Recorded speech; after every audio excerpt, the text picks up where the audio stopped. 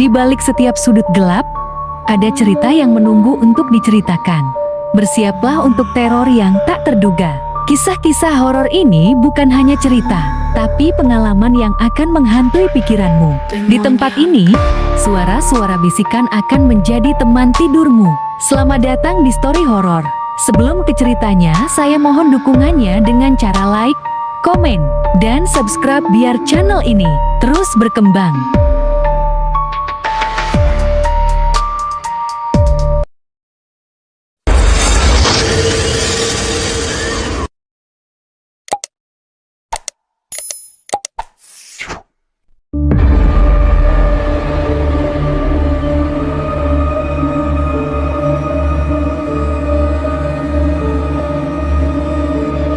Malam selalu menyimpan misteri, dan tidak semua tempat di dunia ini seharusnya didatangi manusia.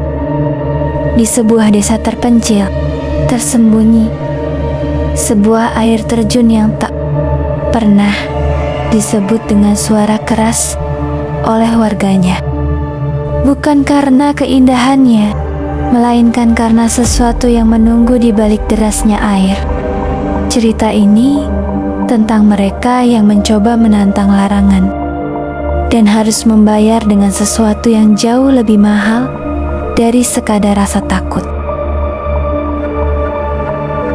Di ujung desa, jauh melewati sawah dan masuk ke dalam hutan lebat, terdapat sebuah tempat yang dikenal dengan nama air terjun Sendang Sepi.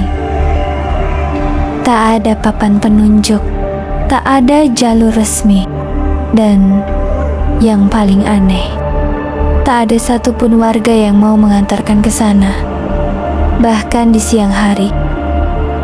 Konon, siapapun yang datang saat senja tidak akan kembali sebagai dirinya sendiri. Suatu malam, 3 pemuda Raka, Bima, dan Dini memutuskan untuk membuktikan bahwa semua itu hanyalah cerita kosong. Kalau emang angker, harusnya udah viral dari dulu, kata Bima sambil tertawa kecil. Dengan hanya berbekal senter dan keberanian yang setengah dipaksakan, mereka masuk ke dalam hutan saat matahari mulai tenggelam. Awalnya biasa saja. Suara serangga terdengar ramai. Angin berhembus pelan. Namun semakin jauh mereka berjalan, suasana berubah. Suara jangkrik menghilang. Udara menjadi dingin. Terlalu dingin untuk ukuran hutan tropis.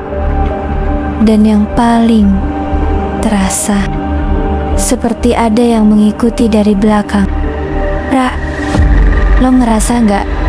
bisik Denny. Raka berhenti, menoleh ke belakang. Gelap, sepi, kosong. "Perasaan lo aja," jawabnya. Meski sebenarnya ia juga merasakan hal yang sama. Akhirnya mereka sampai. Air terjun Sendang Sepi berdiri di hadapan mereka. Namun bukan keindahan yang mereka lihat, melainkan sesuatu yang membuat bulu kuduk berdiri. Airnya keruh kehitaman. Batu-batu di sekitarnya licin penuh lumut. Dan ada bauannya, seperti darah yang tercampur air. "Ini aneh banget," gumam Bima. Tiba,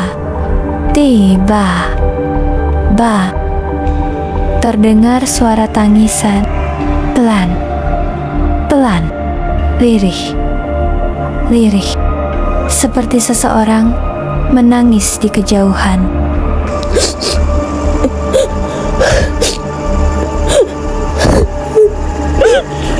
"Lo denger nggak?" tanya Denny dengan suara gemetar. Tangisan itu semakin jelas, seolah berasal dari balik air terjun. Raka menatap ke arah air yang jatuh deras, dan di sana ia melihat sesuatu. Sosok berdiri tepat di balik tirai air. Ada orang," bisik Raka. Namun saat mereka mencoba memastikan, tangisan itu berubah menjadi suara memanggil Raka. Naka, langkah Raka terhenti. "Raka, sini."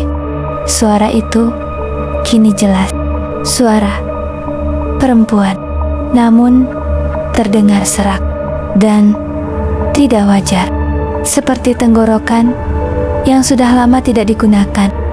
Raka berjalan mendekat, perlahan, seperti ditarik oleh sesuatu yang tidak terlihat. "Ra, jangan!" teriak Bima. Namun terlambat. Dari balik air terjun muncul tangan pucat, basah, dingin, dan langsung mencengkeram bahu Raka dengan kuat. Raka menjerit. Bima dan Denny panik, langsung menarik tubuh Raka sekuat tenaga. Tarikan itu seperti melawan sesuatu yang tidak ingin melepaskan. Hingga akhirnya Raka berhasil ditarik menjauh. Namun sebelum mereka lari, mereka melihatnya di balik air. Seorang wanita berdiri, rambutnya panjang menutupi wajah. Kulitnya pucat, hampir seperti mayat, dan matanya putih, kosong. Mulutnya terbuka lebar, seolah berteriak, namun tanpa suara. Mereka lari tanpa berani menoleh sedikit pun. Sejak malam itu, Raka berubah. Ia menjadi pendiam, sering melamun, dan setiap malam terdengar suara air mengalir dari kamarnya. Padahal tidak ada sumber air apapun. Suatu malam, Denny datang menjenguk. Namun saat ia membuka pintu kamar Raka, kosong. Jendela terbuka lebar, dan lantai kamar basah seperti habis diguyur air. Di dinding tertulis sesuatu menggunakan lumpur. "Aku pulang."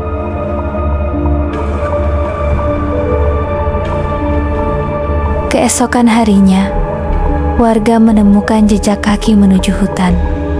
Jejak itu berakhir di air terjun Sendang Sepi. Sejak saat itu, tangisan di sana tidak lagi sendiri. Kadang terdengar lebih dari satu suara, dan salah satunya terdengar seperti memanggil nama. Kalau kamu berada di posisi mereka, apa kamu berani datang ke tempat itu? Tulis pendapatmu di kolom komentar. Dan jangan lupa subscribe untuk cerita seram lainnya. Karena di luar sana masih banyak tempat yang lebih memilih tetap tersembunyi. Terima kasih sudah mendengarkan cerita horor ini sampai selesai, dan sampai jumpa di cerita horor selanjutnya.